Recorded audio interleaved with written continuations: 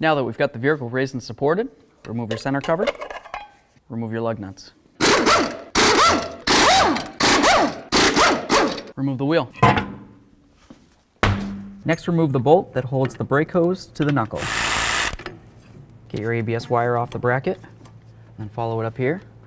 Do the same thing right there. And if you come right here, you can use a small pocket screwdriver. There's a little metal clip right here. Just push down on that, and then you can draw this out. Let's get this 18mm nut off of here. That nut on there, give it a bonk.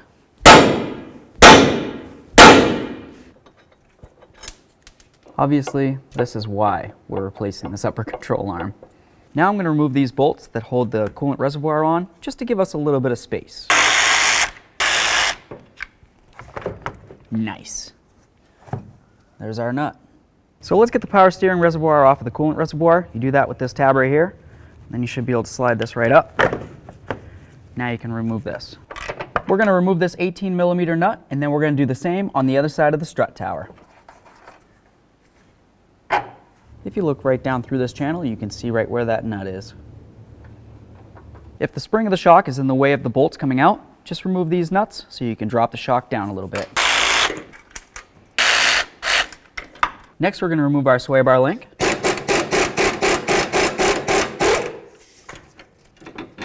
Now that we have that loose, grab this, pull it away.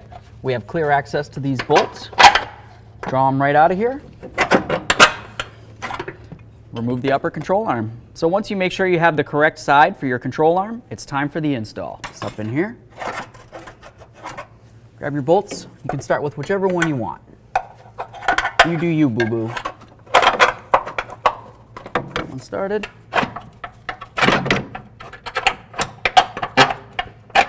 And in there. Pull this down. Get this lined up.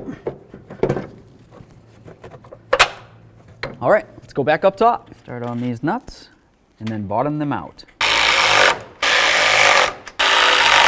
And I'm just going to leave that socket right up here so I don't forget to torque those down. Start the nuts on here. If you want to use a little thread locker, it's your prerogative. Once we get this snugged up, we're going to torque it, and then we'll do the same to the other side. So now I'm just going to take my control arm. I'm going to bring it up so it's parallel with the ground. Stick my pry bar in there just to hold it. Now let's get up top and tighten up those nuts. Torque this to 55 foot-pounds. Let's get these bolts back in here. Don't forget to put this back on here. Give it a tug. Perfect. Let's get this back in here.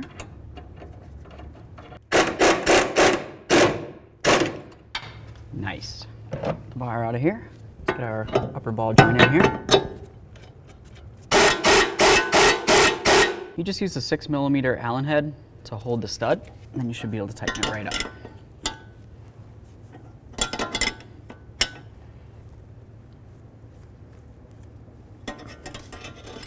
Torque this to 35 foot-pounds. Let's get this bracket back on the back side of the knuckle here.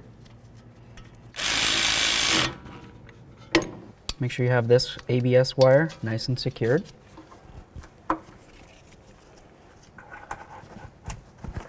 Give it a tug. Nice.